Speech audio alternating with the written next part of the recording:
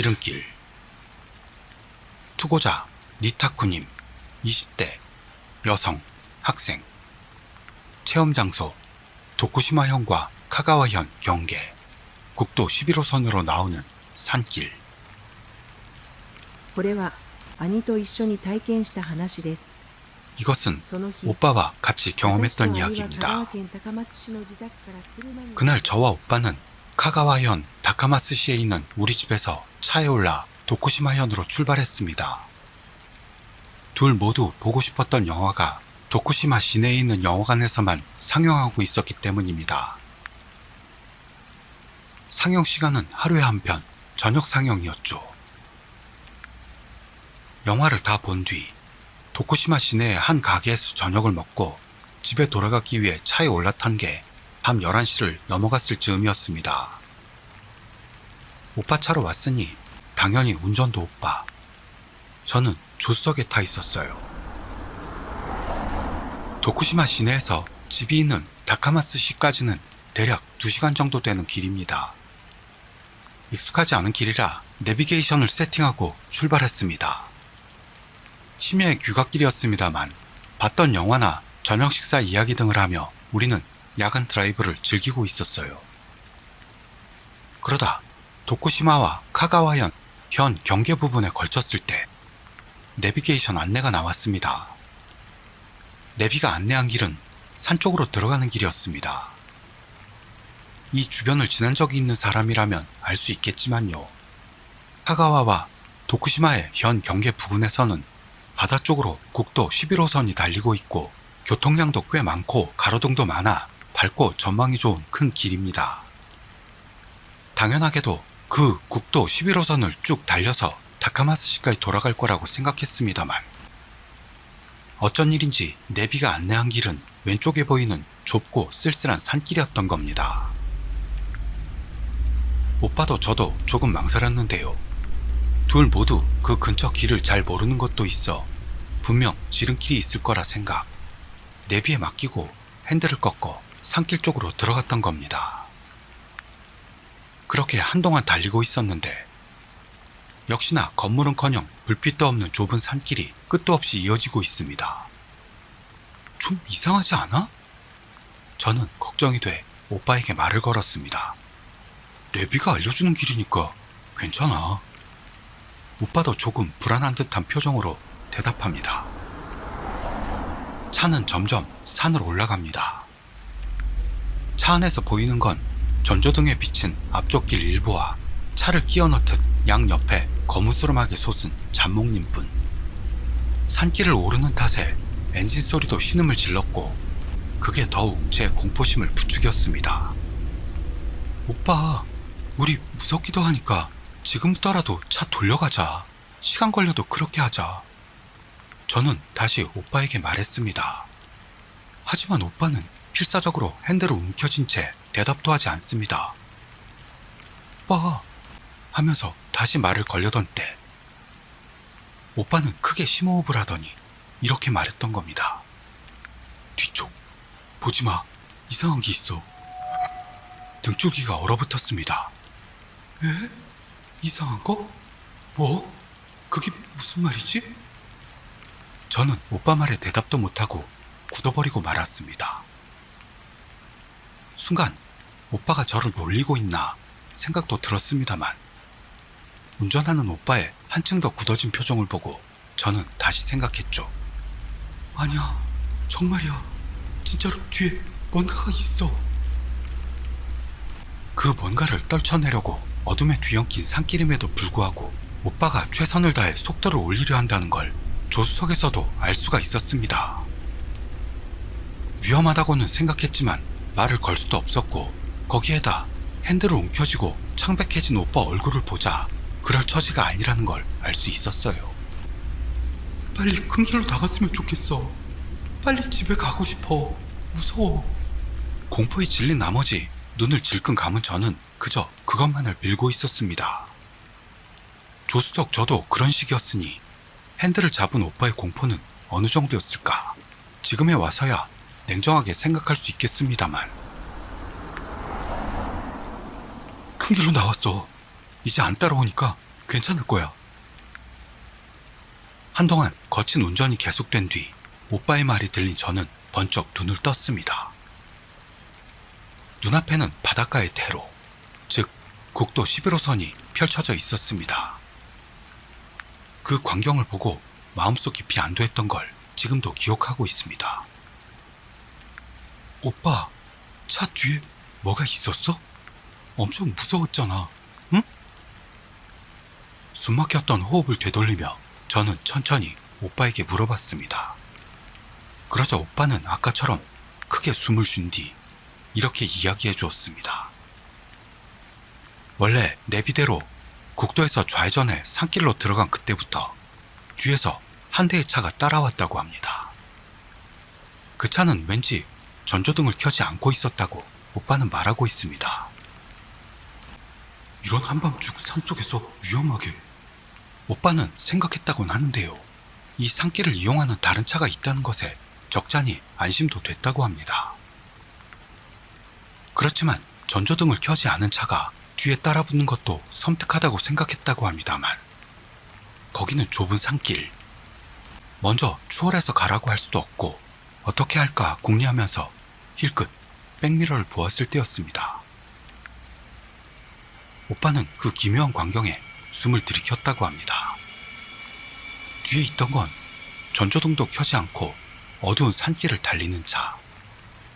그런데도 그 운전자의 얼굴이 확연히 보였다는 겁니다. 게다가 그 얼굴은 웃고 있었다고요. 그건 결코 즐거워서 웃고 있는 느낌이 아니고 기분 나쁘게 희죽대는 이상한 것이었다고 미간에 주름을 잡으며 오빠는 말합니다. 그 순간 어두운 산길임에도 불구하고 오빠는 차의 속도를 올렸다는 거죠. 겁에 질린 저를 무시하고 미친 듯 핸들을 잡다 보니 어느새 뒷차는 사라져 있었다고 합니다. 그게 속도를 높여 따돌린 결과인지 아니면 글자 그대로 사라졌대인지 그건 모르겠다고 오빠는 말했습니다. 그 후 우리는 무사히 집에 도착했습니다. 다만 오빠도 저도 한동안 그날 일이 잊혀지질 않아 막연한 불안감을 품고 있었기 때문에 만약을 위해 나중에 본가의 위패를 모신 절로 가서 맥마기를 부탁했습니다. 투채널의 오컬트 게시판 이야기처럼 주지 스님에게 말도 안 되는 어떤 인연관계를 듣지는 않았는데요. 돌아올 무렵에는 뭔가 상쾌한 느낌이었던 걸 기억합니다. 지금은 저도 오빠도 다치지도 아프지도 않고 건강하게 잘 지내고 있습니다. 이상이 제가 겪었던 무서운 이야기입니다. 산속의 털. 투고자 츠으님 26세 남성 회사원. 체험장소 기후현 지시의 산속. これは2ヶ月くらい前に私が体験した話です。 이것은 두어 달 전에 제가 겪은 이야기입니다. 저는 측량사 일을 하고 있는데요. 업무상 측량 조사를 위해 산에 자주 갑니다. 미 개척된 산에 토지를 측량해 지도를 만들거나 산을 흐르고 있는 강에 범람 가능성이 있는 곳을 조사하는 등이 주된 업무입니다. 그날 저는 사장님에게 일을 부여받아 알바로 일하고 있는 60대 A씨와 둘이 지시의 산속을 향하게 됐습니다. 아침 일찍부터 회사를 출발해서 10시 무렵에는 현장인 산 입구에 도착했다고 봅니다. 그대로 산길을 차로 올라가니 자물쇠가 걸린 게이트가 있었습니다. 그날의 조사 대상이 되는 산에는 관리자가 있어 기본적으로 그 사람 말고는 들어갈 수가 없죠. 저는 사전에 열쇠를 받아놔 게이트 자물쇠를 열고 그대로 산길을 나아갔습니다. 한동안 달려갔을 무렵 문득 A씨가 에? 저건 뭐지? 하는 말을 했습니다. 저도 자세히 봤더니 전방 숲길 옆에 뭔가는 잘 모르겠지만 포대자루를 위에서 뒤집어 쓴 게다가 그 위에다 갓을 쓰고 있는 뭔가가 서 있었습니다. 조심조심 천천히 차를 몰아 다가가 봤더니 그건 지장보살상이었습니다. 그 지장상에 포대자루를 덮어 씌우고 그 위에다가 갓을 엎어 놓았던 겁니다. 뭐야 이건 기분 나쁘게. A씨가 말했습니다. 저도 뭔가 좋지 않은 예감이 들어 차 속도를 올려 서둘러 그 자리를 떠났습니다. 이야, 산에는 이상한 게 많아서 정말 무섭구만.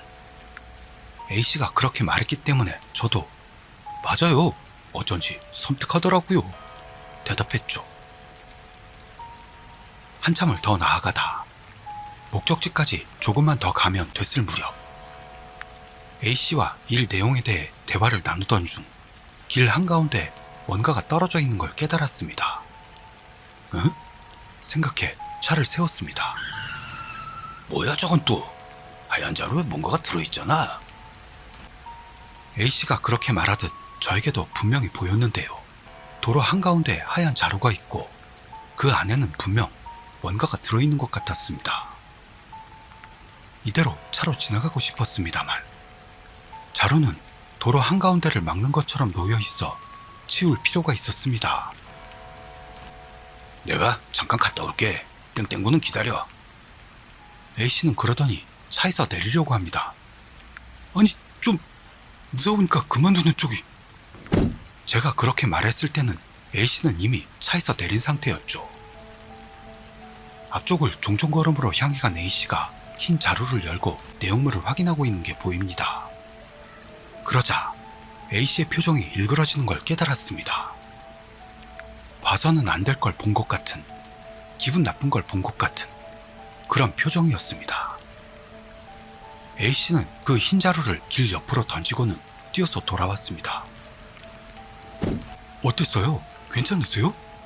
저는 물었죠. 괜찮아. 그렇게 말한 뒤 A씨는 한 템포를 뒀다가 말을 이었습니다. 안을 봤더니 대량의 털이 들어있었어. 그래서 주변을 살펴봤더니 온통 털투성이로. 차에서는 보이지 않았는데요. 자루 주변 길 위에도 털이 흩어져 있던 것 같았습니다. 그거 아마 개털인 것 같은데 아마 산속으로 들어가 죽였을 거야. 그리고 발라낸 털만 자루에 담아 버렸겠지. 어느 쪽이든 그다지 좋은 기분은 아니네. 이 산에는 어쩌면 뭔가가 있을지도 모르니까 빨리 마치고 돌아가자고, 땡땡군. A씨는 그렇게 말하더니 한숨을 쉬면서 고개를 숙이고 말았습니다. 저도 그러네요, 빨리 돌아가죠 라고만 대답하고 차를 몰았습니다. 목적지에 도착한 뒤 조사를 행했습니다. 다행히 업무량도 많지 않아 점심 무렵에는 일을 마쳤죠. 돌아오던 중 그 털이 들어있는 자루가 있던 곳을 지날 때 주변을 둘러봤어도 그 흰 자루는 보이지 않았습니다. 분명 저쯤에다 던져놓은 것 같은데. A씨는 그러면서 갸웃거렸습니다만 그다지 오래 있고 싶지 않았던 우리는 서둘러 차를 달렸습니다. 어딘지 모를 긴장감에 휩싸이며 포대자루와 갓을 엎어쓴 지장 보살님 앞을 통과. 게이트 자물쇠를 열고 임도 출구를 빠져나온 우리는 무사히 회사까지 돌아갈 수 있었던 겁니다. 산에는 여러 신기한 것들이 많이 있습니다.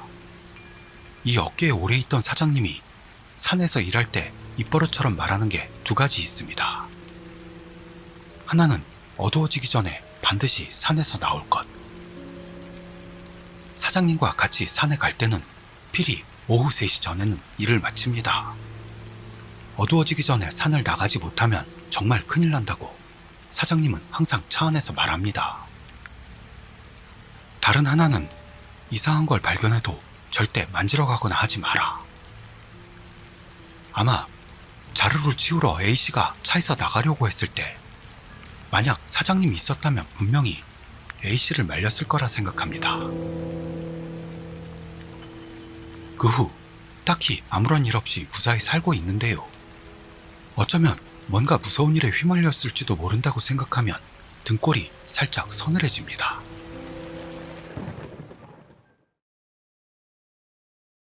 호스트 했을 때의 이야기. 2018년 8월 14일 두 채널. 죽을 만큼 무서운 이야기를 모아보자 라는 게시판에 올라왔던 이야기입니다.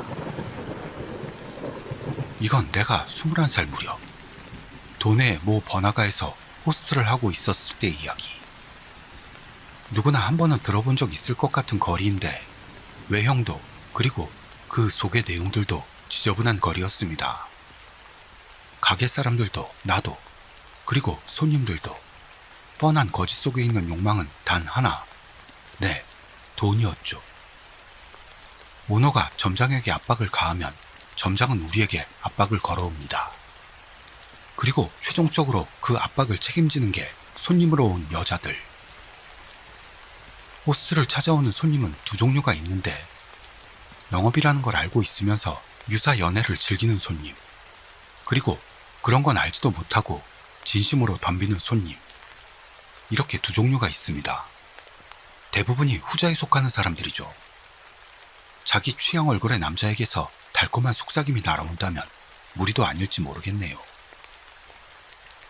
손님이 돈으로만 보이는 호스트와 언젠가 함께 있을 수 있다고 생각해 있는 걸 다 보여주는 여자.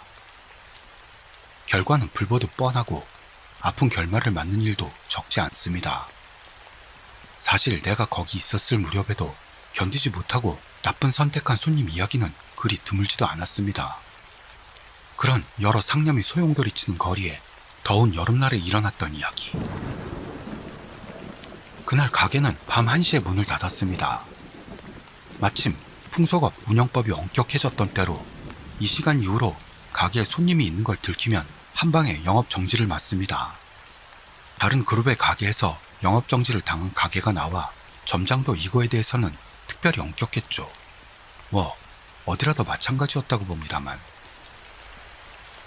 가게 문을 닫고 나서는 집이 도보거리 안에 있는 사람은 귀가, 전철조는 가게 안에서 첫 차를 기다립니다. 나는 항상 밥을 먹은 뒤 영업 문자를 보내면서 첫 차를 기다리고 있었습니다. 새벽 3시쯤 담배가 떨어진 나는 아래층 편의점에 사러 가려고 했죠. 그때는 술에 취해 소란을 떨던 일행도 돌아가고 전철조는 선잠에 들었고 필요 이상의 조명은 꺼놔서 가게 안이 조금 기분 나쁜 분위기였던 걸 지금도 기억하고 있습니다. 우리 가게는 9층짜리 빌딩의 7층에 입주해 있었습니다. 번화가에서 잘 볼 수 있는 구조로 부지는 좁은데 세로로는 넓은 스타일.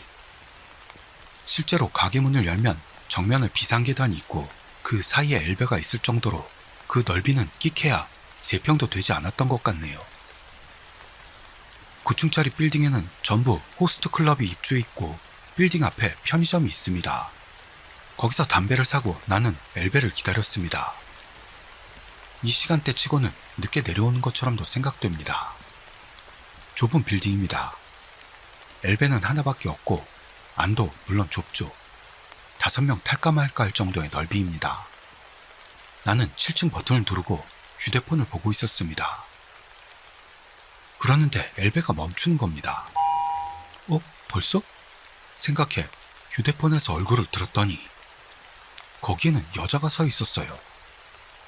이때는 얼굴이 잘 보이지는 않았지만 머리가 긴 여자가 서 있었는데요.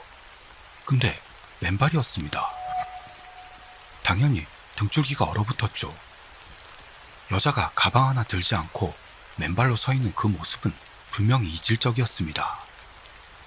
나는 움직일 수가 없었습니다. 자동으로 엘베문이 닫히려던 그때 그 여자는 맨발인 채로 엘베로 들어왔습니다. 나는 버튼 앞에 있었고 그 여자는 내 왼쪽 뒤에 있습니다. 몇 층이세요? 뒤도 돌아보지 못하고 떨리는 목소리로 물었습니다. 대답은 없었어요. 그때 지금 서 있는 층이 4층이라는 걸 깨닫습니다. 식은땀인지 진땀인지 모르겠습니다만 멈추질 않고 흐릅니다. 아무리 생각해도 이 상황은 이상했습니다. 그러다 깨달았던 거죠. 왜냐하면 호스트 클럽 밖에는 입주해 있지 않은 빌딩에서 폐점 후 몇 시간이 지난 이 시간대에 관계자 말고 아래층에서 위층으로 올라가는 사람이 있을 리가 없기 때문입니다. 하물며 4층에서 위로 올라가는 건 더 있을 수가 없죠. 내 왼쪽 뒤에 정체 모를 뭔가가 있다. 분명히. 휴대폰을 든 손이 떨리고 있습니다. 닫힌 버튼을 누르지도 못하고 자동으로 닫히는 문을 그저 보고만 있었습니다. 7층까지 가는 몇 분, 아니 몇십 초가 너무도 길다는 느낌입니다. 땡! 도착합니다. 다리가 움직이질 않아요. 무서워서. 자동으로 문이 닫히려던 순간 문을 손으로 멈추고 겨우 내렸습니다. 바로 오른쪽으로 가게 문이 있습니다. 무서운 걸 보고 싶었을까요? 아니면 이 가게 문 안쪽으로는 사람들이 있다는 안도감이었는지 뭔지는 모르겠지만 흘끔 엘베안을 보고 말았던 겁니다. 아무도 없었어요. 적잖이 술도 들어가 있었고 기분 탓이라 생각도 했는데요. 그 여자가 있던 것으로 보이는 곳에는 피 같은 거로 만들어진 발자국이 남아 있었습니다. 엘베는 그대로 다치고 9층으로 올라갔습니다. 물론 나는 9층을 누르지 않았죠. 순간 오싹한 한기가 덮쳐 가게 안으로 도망치려 할 때 가게 맞은편에 있는 비상계단 문이 갑자기 쾅 하는 소리를 내면서 닫혔습니다. 심장이 입 밖으로 튀어나온 줄 알았습니다. 여름에는 푹푹 찌니까 이 비상계단 문은 활짝 열어놓는데요. 우연히 문을 지탱하는 바닥 고무가 떨어져 나간 것 같았습니다. 원래라면 바로 가게로 들어가 아침을 기다리고 싶었습니다만 뭔가를 분명히 보고만 나는 이 문이 닫혀있는 게 정말 싫었습니다. 물론 더위 때문은 아닙니다. 그 여자가 나갈 수 있도록 하는 의미에서 어떻게든 열어두고 싶었던 겁니다. 이 생각이 나빴어요. 이 생각이 내게 트라우마를 심어주게 됩니다. 문을 열고 멈춰놓을 물건을 찾고 있을 때 끼 하는 소리가 들렸습니다. 자동차 급브레이크 같은 소리였어요. 근데 이상합니다. 급브레이크 소리는 이렇게 길게 가진 않는데요. 게다가 점점 커지는 소리. 무심코 문 밖으로 얼굴을 내민 내가 본 건 분명히 그 여자가 거꾸로 떨어지고 있던 모습이었습니다. 확실히 봤습니다. 눈을 부릅뜨고 웃고 있던 그 얼굴을요. 지금도 꿈에 나오는 그 얼굴을. 나는 그때 인생 최초로 놀라 뒤로 자빠졌습니다. 서 있을 수가 없었어요. 어쩌면 살아있는 사람의 극단적 선택 현장을 목격했던 것 뿐일지도 모르지만 내게는 그런 건 아무래도 좋았습니다.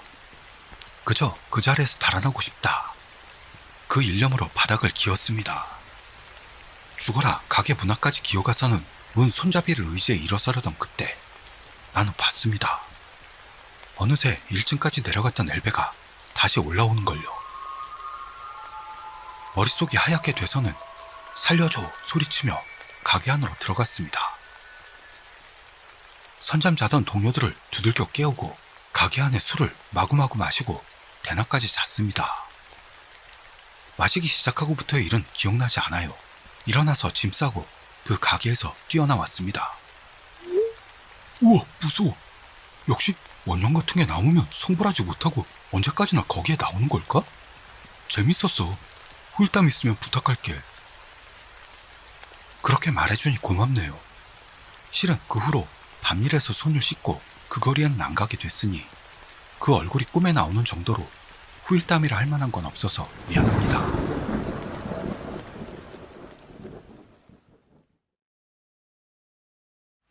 (2001년 2월) 투채널에 올라왔던 이야기입니다. 같이 즐겨보실까요? 귀신은 아니고 사람이었습니다만 세월이 지날수록 자신이 없어져가는 추억입니다. 내가 19살 때 일입니다. 고등학교는 졸업했는데요. 이렇다 할 직장도 안 갔고 마음 내키면 일용직 등을 하면서 빈둥거릴 때였습니다. 그 무렵 같이 놀던 놈들은 고등학교 때 친구 모임이 몇 있었고 그날도 그중 한 모임놈 집에 모여 퍼질러 놀고 있었습니다. 그 모임 놈들은 지옥에서는 꽤 유명한 악질 모임이었는데 나는 싸움도 못하고 오토바이도 없었지만 그 모임 리더가 불알 친구에다 바로 옆집이라 가끔 같이 놀았죠. 밤도 깊어와서 우리는 담력시험을 가기로 합니다. 모두가 귀신 같은 건 믿지도 않았고 겁도 없었지만 가다가 여자애라도 꼬실 수 있다면 데리고 가자 하는 정도의 가벼운 느낌이었습니다. 한 놈이 밴을 가지고 왔기 때문에 거기 6명이 전부 올라타고 출발합니다. 여러 개 있는 담력시험 스팟 중 제일 가까운 곳으로 향했습니다. 거기는 산속에 있는 공동묘지로 산 정상을 향해 묘지들이 펼쳐져 있습니다. 입구에서 내렸을 때 그 공동묘지 제일 위에 뭔가 흰 그림자가 보였습니다. 자세히 보자 그건 2명의 사람으로 가까이 가봤더니 중학생 정도의 소녀들이었습니다. 머리카락은 길고 푸석푸석해 손질도 안 된 모습이라기보다는 마치 인형의 머리카락 같이도 보이고 있습니다. 얼굴에도 머리카락이 가려져 표정을 읽을 수 없었죠. 얼굴 모양은 달랐습니다만 둘 모두 똑같이 보였습니다. 하얗게 보였던 건 세일러복 하복이었기 때문이었어요. 도대체 어디에서 온 건지, 거기서 나왔다고 한다면 차로도 더 산 위쪽까지 올라가지 않으면 안 될 텐데, 그런데도 둘은 일행이 있는 모습도 아닙니다. 점점 우리 쪽으로 다가오네요. 잘 생각해보니 보통 이런 인적도 없는 공동묘지에서 불량배들을 만난다면 그쪽도 무서울 텐데요. 그런데 그 애들은 무표정인 채로 우리들 눈앞에 와서는 멈췄습니다. 어쩔 수 없는 공포가 엄습합니다. 억지가 아닙니다. 그냥 소름 끼친다는 건 이런 거구나 생각합니다. 그건 다른 녀석들도 마찬가지였던 모양입니다. 니들 어디서 온 거야? 리더인 엠이 물었습니다. 둘은 무표정인 그대로 천천히 그리고 동시에 산 정상을 가리켰습니다. 기분 나쁜 땀이 왈칵 뿜어져 나왔습니다. 그러자 거기로 개 한 마리가 어디선지 뛰어나왔습니다. 게다가 그 개는 백내장인지 눈이 하얗고 탁한 겁니다. 타이밍이 너무 딱 들어맞아 하마터면 비명을 지를 뻔했습니다만 바로 뒤에서 개 주인 같은 할배가 나타났습니다. 그 할배는 이 근처에 사는 모양인지 이 길을 항상 산책 코스로 삼고 있다고 합니다. 할배의 산책에 어울리는 것처럼 우리 6명과 2 소녀는 자연스럽게 걷기 시작했습니다. 할배와 소녀들이 앞쪽에서 걸으며 뭔가 대화를 나누고 있었죠. 할배는 흙이 쌓여있는 곳을 발로 툭툭 차면서 여긴 무용고 묘지야. 거기에 돌탑이 넘어져 있어. 라고 했습니다. 그리고 2 소녀와 말을 나누더니 우리 쪽을 돌아보지도 않고 가버렸습니다. 놀라고 있는 우리 쪽으로 소녀들이 오더니 처음으로 입을 열었습니다. 지금 할아버지한테 들었는데요. 이 앞에 더 무서운 데가 있대요. 저주 인형이 많이 발견되는 곳이라는데 안 갈래요?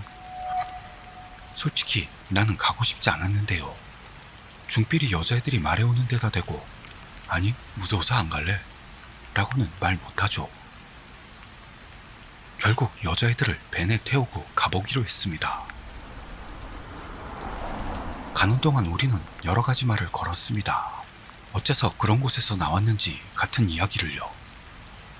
당시에는 여자를 꼬신 뒤 나쁜 짓을 하고 산속에 놔두고 도망간다는 로코 오롯이라는 게 유행하던 무렵이었습니다. 만약 그런 꼴을 당했다면 도울 수 있으면 도울게. 엠이 열심히 말을 걸어도 그 애들은 무표정하게 앞만 바라보면서 고개를 흔들 뿐 길을 안내하는 것 말고는 입을 열지 않습니다. 아무리 봐도 그런 짓을 당한 거로는 보이지 않았어요. 하지만 뭔가 이유가 있었으면 했죠. 그런 산속에서 이런 애들이 나온 이유를요. 그렇지만 여자애들은 서로도 말을 하지 않고 담담하게 길을 안내할 뿐입니다. 드디어 목적지인 신사에 도착했습니다. 처음 와보는 곳입니다. 아까 있던 곳보다도 몇 배나 섬뜩한 곳이었어요. 높은 삼나무 숲에 둘러싸인 작은 신사였는데요. 그 애들은 그 신사에서 더 깊은 삼나무 숲으로 들어갑니다. 그것도 빠른 걸음으로요. 거기서 K라는 녀석이 중얼거립니다. 저 여자애들 그 할배한테 듣고 오늘 처음 왔다며. 그런데 어떻게 저 속도로 갈 수 있는 거냐? 둘 다 차 안에서 서로 한마디도 안 했는데 헤매지도 않고 같은 방향으로 걸어가고 있어. 소름이 돋았습니다. 하지만 여기서 그 둘을 놔두고 도망갈 수는 없죠. 서둘러 뒤를 쫓았는데요. 그 애들의 속도가 어른인 우리들이 빠른 걸음으로 쫓아가야 할 정도입니다. 그러다가 갑자기 둘이 멈췄습니다. 그러더니 말없이 눈높이 정도를 가리키고 있습니다. 봤더니 가리킨 곳 나무에 못을 박았던 것 같은 구멍이 무수히 뚫려 있습니다. 아니, 자세히 둘러봤는데 그 주변 나무 거의 모두에 구멍이 뚫려 있네요. 그리고 마침내 지푸라기로 만든 인형도 발견했습니다. 말을 잃은 우리를 놔두고 그 애들은 여전한 무표정으로 아무 말도 없습니다. 이제 돌아가자. 피곤할 텐데. 니들도 데려다 줄게. 애미 공포심을 감추듯 말했습니다. 하지만 그 애들은 이렇게 말했던 겁니다. 여기서는 안 돼요. 더 좋은 데가 있으니까 가요. 말이 막혔습니다. 이제 그만하자. 결국 내가 말을 꺼내고 말았습니다. 그러나 다 큰 남자들이 중필이한테 그런 말을 들어 무서워할 수는 없는 모양입니다. 알았어, 가자. 그 한마디로 소녀들은 발길을 돌리듯 차 있는 곳으로 다시 돌아가기 시작했습니다. 우리도 서둘러 뒤를 쫓았죠. 케이만이 내 의견에 동조하듯이 새파란 얼굴을 하고 중얼거리고 있습니다. 함정이야, 함정. 이거 뭔 함정이야. 우리 끌려가는 거야. 케이의 파랗게 질린 얼굴과 중얼대며 반복하는 그 말에 이제 나는 케이까지도 무서워지기 시작했습니다. 모두 밴에 올라탔습니다. 애미 라디오를 켜려고 했는데 고장이 났는지 켜지질 않습니다. 기분 나쁜 침묵이 이어졌습니다만 아무도 입을 열지 않았습니다. 그저 그 애들의 길 안내만이 차 안에 울려 퍼집니다. 도착한 곳은 조금 높은 구릉 위에 있는 신사였어요. 이 신사로 오르려면 그 구릉을 좌우 대칭으로 감싸듯 붙어있는 계단을 올라야 합니다. 왼쪽, 오른쪽, 어느 쪽에서 올라도 거의 같은 거리입니다. 소녀들은 말없이 각각 좌우로 나뉘어 오르기 시작했습니다. 차 안에서도 서로 말도 나누지 않았고 내려서도 둘은 눈짓이나 신호도 안 한 채 망설임 없이 따로 갈라져 올라가는 겁니다. 물론 그 신사로 이어지는 계단은 울창한 숲으로 둘러싸여 있어 일반 여성이라면 여럿이서도 가고 싶어 하지 않을 것 같은 섬뜩함이 있습니다. 그 계단을 아직 중학생인 애들이 망설이지도 않고 무서워하지도 않고 저벅저벅 오르기 시작하는 거죠. 이건 분명히 이상합니다. 우리도 서둘러 셋씩 나뉘어 각각의 소녀들을 쫓아갔습니다. 나는 참지 못하고 앞에 가는 소녀에게 말을 겁니다. 니들 좀 이상해. 왜 그런 곳에 있던 거야? 담력시험이라고 보기엔 아예 무서워하지도 않고 말이야. 어째서 그런 곳에 있던 거야? 대답 없는 소녀에게 짜증을 내며 끈질기게 물었습니다. 너무 끈질겼는지 그 애는 이렇게 중얼거렸습니다. 우리 죽을 곳을 찾고 있어요. 그때 그 애는 처음으로 내 눈을 봤습니다. 하지만 내 눈을 보고 있다기보다는 나를 통과해 아득히 먼 곳을 보는 듯한 눈이었습니다. 그리고 희미하게 웃네요. 그 살짝 열린 입가에 침이 희미하게 빛나고 있습니다. 온몸에 찬물을 끼얹은 듯한 느낌이 들었어요.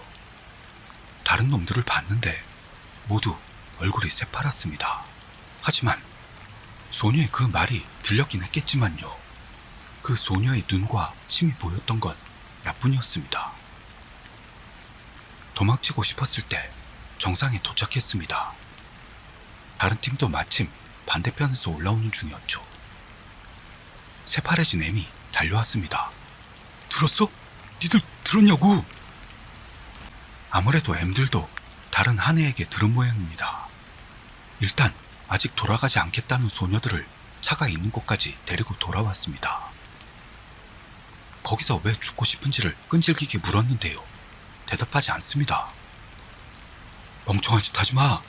왕따 당한 거야? 우리가 그놈들 박살 내줄 테니까 그만둬. 우리의 질문에도 그 애들은 고개를 흔들 뿐입니다. 그럼 원인이 뭔데? 딱히라니. 사는 것도 이젠 질린 느낌? 여전히 그 먼 곳을 보는 것 같은 무표정입니다. 둘 다 같은 얼굴을 하고 있어 점점 똑같아 보입니다. 어쨌든 우리도 이젠 졸리니까 니들 바래다 줄게. 자, 집까지 길을 알려줘. 데려다 줄 테니까. 내리겠다는 그 애들에게 강한 어조로 말한 M은 차를 출발시켰습니다. 그 애들은 지역에 사는 애들인지 돌아가는 길을 교대로 왼쪽, 오른쪽 알려왔습니다.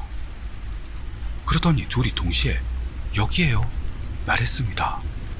합창하듯 동시에 말입니다. 니들 정말 여기 맞아? 집 앞까지 데려다 줄게. M이 말했지만 그 애들은 여기 라고만 하더니 차에서 내렸습니다. 그곳은 아까 구릉 위에 있던 신사의 딱 뒤편 같았습니다.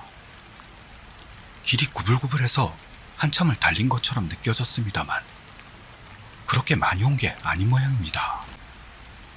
드디어 모두 충분히 섬뜩함을 느끼고 있었고 이젠 도리도 다 했다는 기분으로 차를 출발시키려는데 K가 저거 봐봐 외쳤습니다.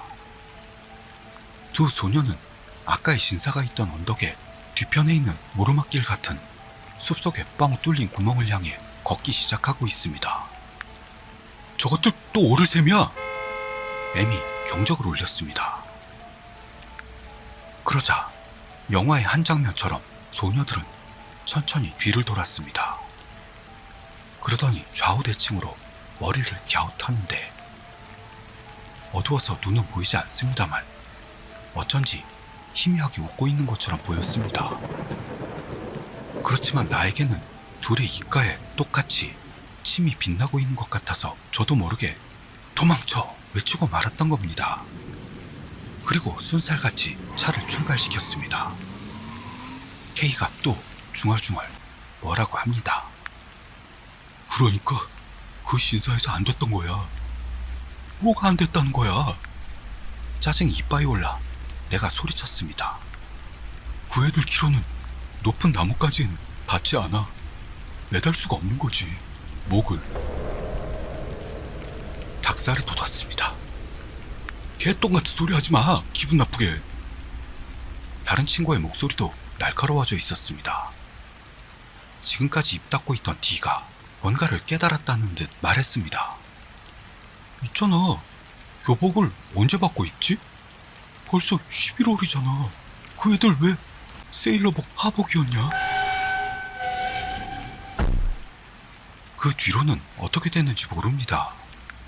그날은 분명 M네 집에서 잤고 저녁에 석반신문을 조심조심 살펴봤던 것 같아요. 그렇지만 극단적 선택자에 대한 기사도 실종자에 대한 기사도 없었다고 봅니다. 다만 K만은 잠들지 못했던 모양으로 계속 방구석에서 멍한 눈을 하고 있었습니다.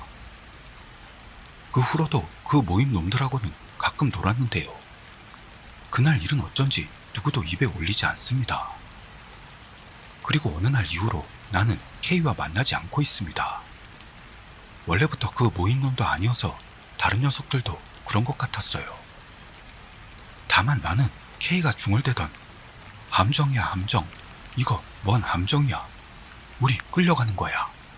하는 말을 떠올리고 끌려갔다면 어떻게 됐을까 생각했고 그렇게 생각한 내 자신에게 소름 끼치고 있습니다. 그 중얼거림을 들었던 건 나뿐이었으니까요.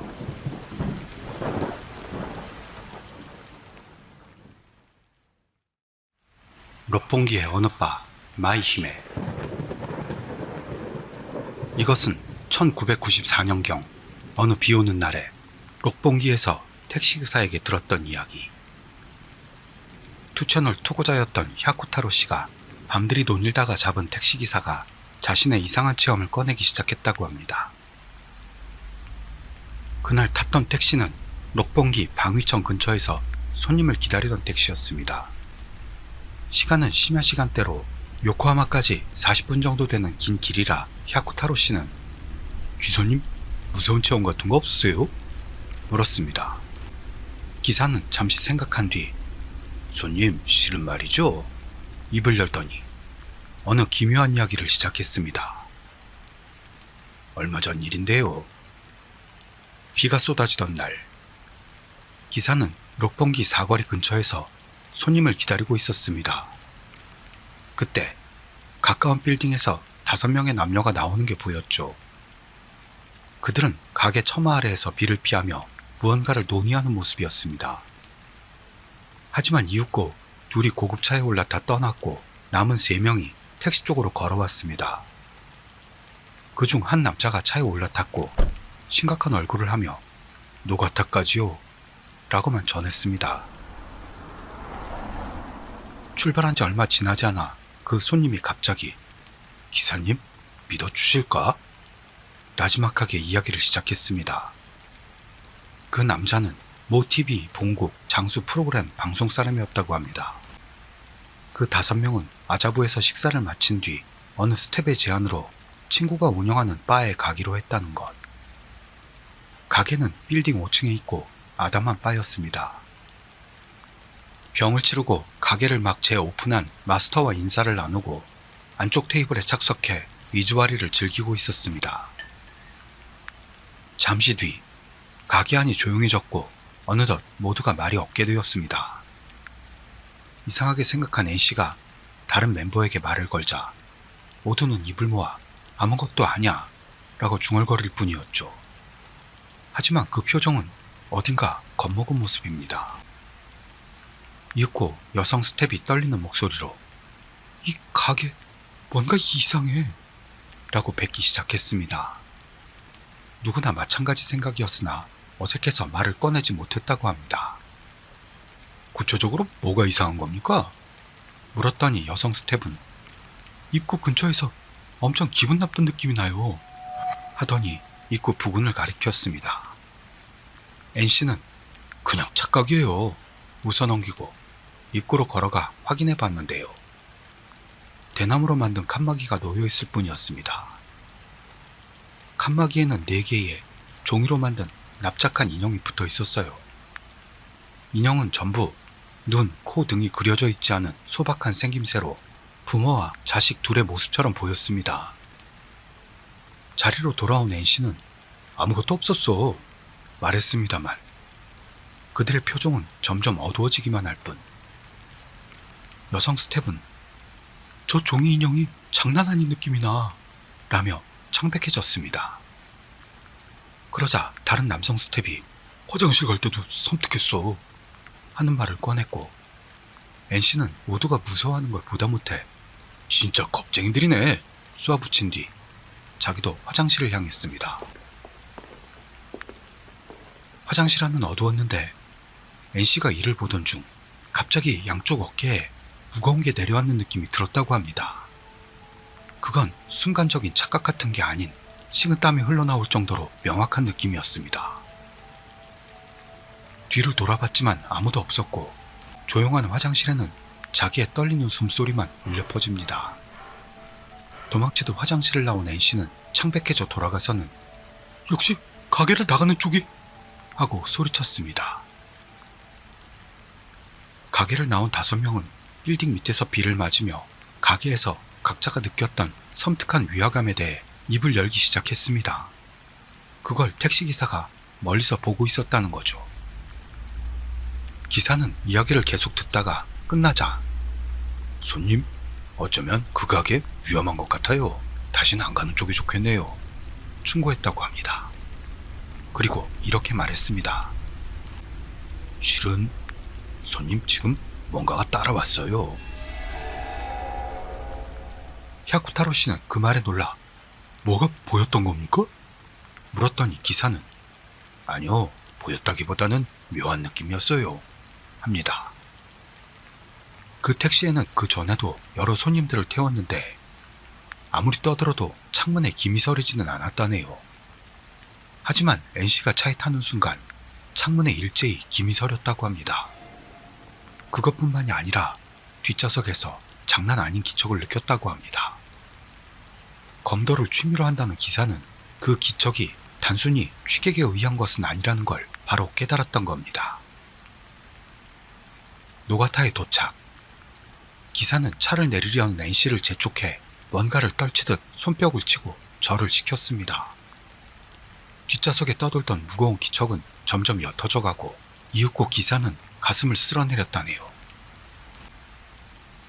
샤쿠타로 씨는 이 이야기를 듣고 마우, 오도루, 춤추다라는 뜻의 글자가 들어간 가게 이름이었다는 걸 기사에게 듣고 친구와 함께 다음날 그 빌딩을 방문했습니다.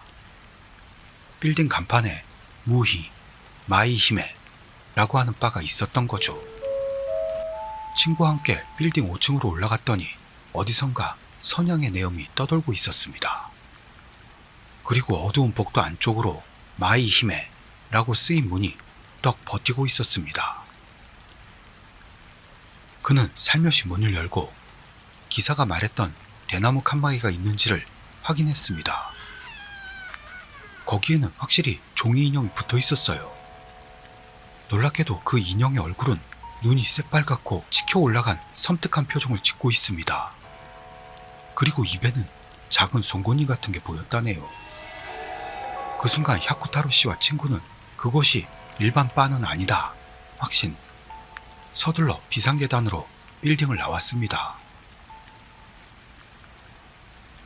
그 후 그는 친구와 같이 류도초의 빌딩과 마이히메에 대해 더 조사해봤습니다만 나온 건 별 볼 일 없는 소문투성이었습니다. 아무래도 그 빌딩에는 아무도 입에 담지 않는 비밀이 잠들어 있는 모양입니다. 몇 년이 지나 다시 마이히메를 찾아가려고 했더니 가게는 흔적도 없이 사라져 있었습니다. 이제 녹봉기에는 그 가게의 그림자조차도 남아있지 않습니다. 그렇지만 그 종이 인형의 눈빛은 지금도 야쿠타로 씨의 기억에 선명하게 새겨져 있다네요. 나카야마 이치로의 오사카의 아이터널. 꽤 오래전의 이야기인데요. 제가 아는 사람 중에 자유기구가인 사람이 있었어요. 그 사람은 귀신 같은 건 전혀 믿지 않습니다만 여름이 되면 지방 잡지에서 심령 스팟 취재 의뢰가 들어오기도 한다네요.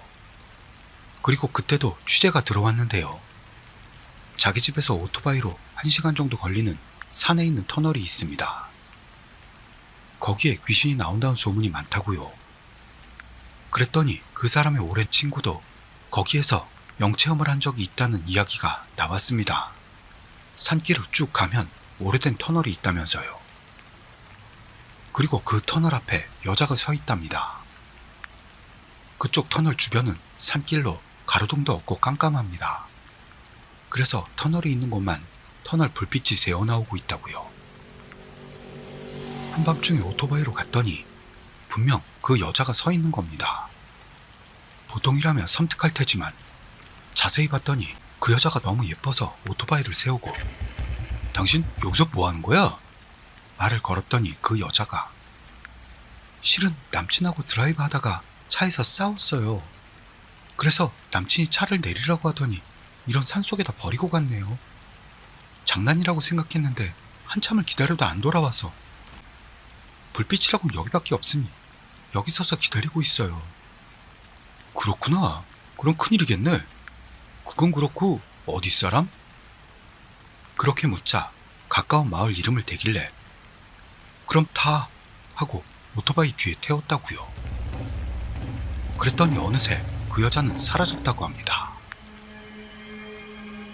그 말을 들은 그 기고가 양반은 사실인지 아닌지 의심에 휩싸이면서도 취재처에서 그런 기사를 써달라는 것도 있어 취재 목적으로 가보기로 했던 겁니다. 여름밤에 홀로 오토바이를 달려 가보기로 한 거죠. 길은 제대로 된 포장도로입니다만 분명 가로등은 전혀 없었고 산길이라 길도 조금 구불구불했다고 합니다. 그랬더니 들었던 말 그대로 터널이 있었고 거기에 여자가 서 있었다네요. 헐, 진짜 있어! 생각합니다만 그 친구 이야기를 들었던 것도 있어 기고가 양반은 그 터널을 뚫고 지나갔습니다. 그리고 터널을 다 빠져나가고 나서 지금 그 여자는 대체 뭘까? 다시 생각이 드는 거죠. 오토바이 전조등이 비쳤을 때 여자의 얼굴에 불빛이 제대로 닿는다는 건 그건 살아있는 사람일 거라 생각. 다시 한번 보러 갔던 겁니다. 분명 자신은 거기에 귀신이 있다고 생각했기 때문에 그 여자도 귀신이라 생각한 것뿐일 거라고요. 본인은 귀신을 그다지 믿지도 않고 불빛이 닿았을 때 그림자도 분명 생긴 걸 봤습니다. 그러니까 그건 산 사람일 것이다. 만약 그게 사람이라면 이 시간에 이런 곳에 있는 여자라면 뭔가 사건에 말려들었을지도 모른다. 그런 걸 이것저것 생각하면서 다소 공포는 있었지만 다시 한번 유턴해 터널 안으로 들어간 겁니다. 그리고 터널 안에 들어가서 입구까지 돌아가니 역시 여자는 있었습니다. 오토바이를 세우고 여자에게 말을 걸었죠. 그랬더니 여자가 실은 남친하고 드라이브 하다가 싸워서 라는 친구에게 들었던 이야기와 똑같은 말을 하는 거죠. 하지만 아무리 봐도 사람입니다. 성격도 무지 밝아서 내 말 좀 들어줘요 같은 느낌이라 역시 일반 사람이자 여자라고 생각한 겁니다. 어디 사람이야? 물어보자 여자는 일전에 친구에게 들었던 마을과는 다른 마을 이름을 대길래 이건 그 이야기에 나온 여자애와는 다르다. 이건 일반 여자애다 생각했죠. 그래서 여기 타 하고 오토바이 뒤에 태웠습니다. 꽉 잡아 하며 여자에게 자기 허리를 잡게 합니다. 여자의 감촉도 있고 체온도 제대로 느껴집니다. 그걸 속으로 확인하고 그럼 갈까 하고는 산속을 달리기 시작했습니다. 하지만 그때 달리면서 생각했어요. 이건 친구한테 들었던 이야기하고 똑같네? 생각한 순간 그쵸? 여자가 말했던 겁니다. 에? 하며 뒤를 돌아봤더니 모두가 했던 얘기처럼 여자는 없는 겁니다. 여자는 없는데 자기 허리 언저리를 감싸고 있는 손은 분명히 보이고 있습니다. 손은 있는 거죠. 하지만 여자는 없는 겁니다. 우와! 하며 서둘러 오토바이를 달립니다만 그동안에도 계속 손은 있었습니다. 이윽고 시가지로 들어왔을 무렵 손은 사라져 있었습니다. 그래서 저한테 전화를 걸어서는 지금 이런 일이 있었어 말했는데요.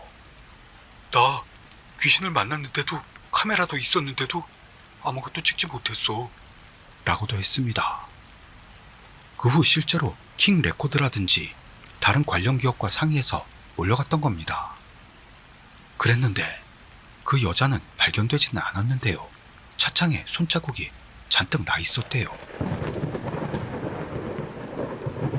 그렇게 아루지에 다키후도 심령 스팟이란 게 전국적으로 많이 있습니다만 제가 사는 야마가타에도 다키후도라는 뭔가가 있다는 장소가 있습니다. 원래는 수행자들이 가르침을 받는 장소였다는데요. 언제부터인가 거기에 장난삼아 간다면 저주받는다 또는 죽임당한다 등등 일컬어지고 있는 곳입니다. 저도 낮에 가본 적이 있습니다만 폭포가 정말 맑고 매우 깨끗한 공기가 흐르는 곳으로 여기에서 뭐로 저주를 받는단 말인가 이상하게 생각했었죠. 하지만 밤이 되면 주변 모습이 완전히 달라진다고 합니다. 어디서 들려오는지 모를 굉음, 그 안에서 다가오는 누군가의 발자국 소리, 한 치 앞을 내다볼 수 없는 어둠 속에서 뭐가 덮쳐와도 이상하지 않다. 그런 불길함이 주변을 감싸고 있다는 사람들이 많습니다. 귀희의 일본 괴담에서도 한번 다뤘던 적이 있으니까 링크를 달아놓도록 할게요. 그런 다키우도에 관련된 이야기입니다. 지방 TV국에서 일하는 K씨라는 분의 이야기입니다. 그날 그는 늦게까지 편집실에 남아 영상 편집 작업을 하고 있었다고 합니다. 그러는데 떠들썩한 소리가 나며 촬영 스태프들이 촬영해서 돌아온 모양입니다. 아, 수고 많았어. 어디 갔다 온 거야? 그렇게 말을 걸자 젊은 스텝 중 하나가 오늘은 다키오도에 있었어요. 일부러 겁에 질린 소리로 말했다고 합니다. 다키오도? 그 심령 스팟이라는 곳? 왜 또? 아니, 견내에 있는 신이나 절, 신사 같은 그런 것들을 촬영해달라는 의뢰가 들어왔어요. 젊은 감독은 그닥 무서워하는 모양이 아니라서 K씨는 일부러 거기 가면 큰일 당한다던데 부추겼다고 합니다. 또 위협하신다. 뭐니 해도 K씨가 오늘 밤은 여기 남으실 테니까요. 그런 말해도 난 모릅니다. 오히려 젊은 감독은 오늘 밤을 새야 하는 K씨를 향해 위협적인 말을 내뱉고 책상 위에 녹화된 테이프를 툭 던지고 돌아갔다고 합니다. 자기가 놀렸는데 그런 말을 들으니 썩 좋은 기분은 아닙니다. 서둘러 편집 마치고 날이 밝기 전에 수면실이나 가자. 그렇게 생각하면서 편집실에 틀어박힌 K씨. 이윽고 시간이 새벽 2시를 지났을 무렵의 일입니다. 깔깔깔깔. 어디선지 몇 명인가의 여성들이 서로 웃는 소리가 들려왔습니다. 이런 시간에 뭘까 이상하게 생각했지만 K씨는 그때는 무섭다고 생각하지 않았다고 합니다. 가끔 심야 녹화를 끝내고 돌아오는 여자 아나운서나 어떤 편집 작업을 마치기 위해 일찌감치 오는 편집 디렉터도 있으니까요. 분명 그쪽 사람들이라고 생각했다네요.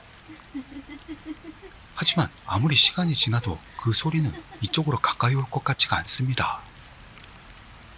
아나운서 룸에 간다고 해도 사무실에 방문한다고 해도 편집실 앞을 지나쳐야만 하거든요.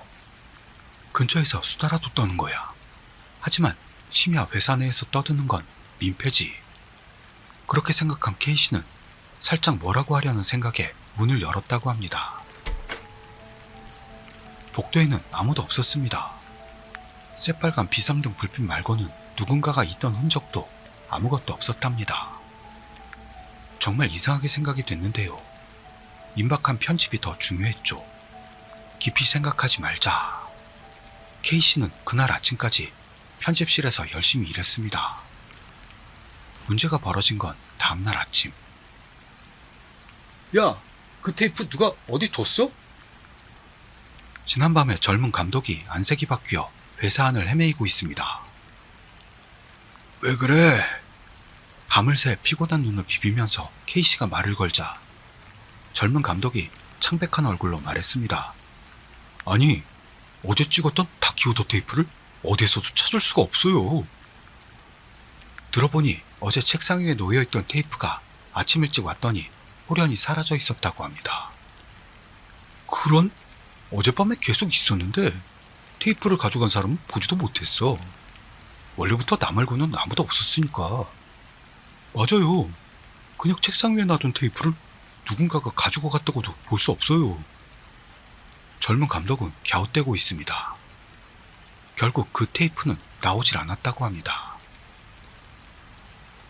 K씨에게 자세히 들은 바에 의하면 방송국이라는 건 테이프 관리가 엄청 엄중한 모양으로 사라지거나 혹은 잘못해 덮어쓰기가 되는 경우는 거의 없다고 합니다.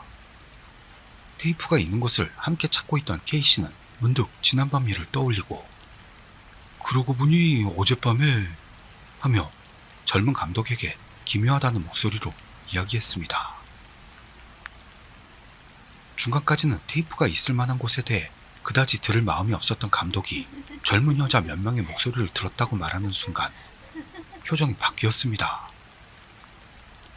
아니 실은 다키오도에 갔을 때 바로 옆에 작은 사당이 있었거든요.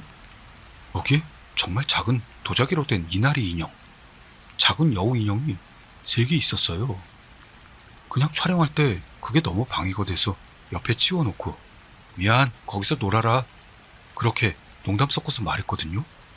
근데 그게 무슨 관계가 있을까요? 창백해진 감독에게 K씨는 물었습니다. 너 말이야 그 여우 인형들 치우고 나서 나중에 제대로 돌려놓고 왔어? 감독은 말없이 고개만 가로주었습니다. 정신이 없어서 잊어버렸죠. 바로 철수했으니까요. 오후에 휴가 써서 제가 가보겠습니다. 젊은 감독은 그대로 휴가를 받고 자기 차로 다큐우도로 갔다고 합니다. 케이씨의 휴대폰으로 그의 전화가 들어온 건 전혀 가까이 되었을 때 떨리는 목소리로 그는 있었어요, 테이프 라고 했습니다. 널브러져 있던 여우 인형 바로 옆에 케이스에 담긴 상태로 테이프가 놓여 있었다고 합니다. 이상하지 않습니까? 케이씨는 밤에 그가 돌아와 카메라 안에서 테이프를 꺼내 책상 위에 올려놓는 것까지 보고 있었습니다. 일부러 그 테이프를 찾을 수 없도록 훔쳐서 그가 올 때까지의 시간 동안 다큐우도로 가져다 놓았다. 그런 일이 있을 수 있을까요? 지금도 이 이야기는 그 방송국에서 이야깃거리가 되고 있다고 합니다. 이미 중년에 접어들었을 당시 젊었던 그 감독은 신사나 절을 찍을 때 신입에게 꼭 말한다고 합니다. 바보 같은 소리일지도 모르겠지만 거기에 예의를 갖춰 제대로 인사해야 한다. 그러면 나쁜 일은 분명 일어나지 않을 테니까. 여러분도 심령 스팟에 놀러 갈 일이 있다면 꼭 인사만이라도 빼놓지 않는 게 좋을 거라 봅니다.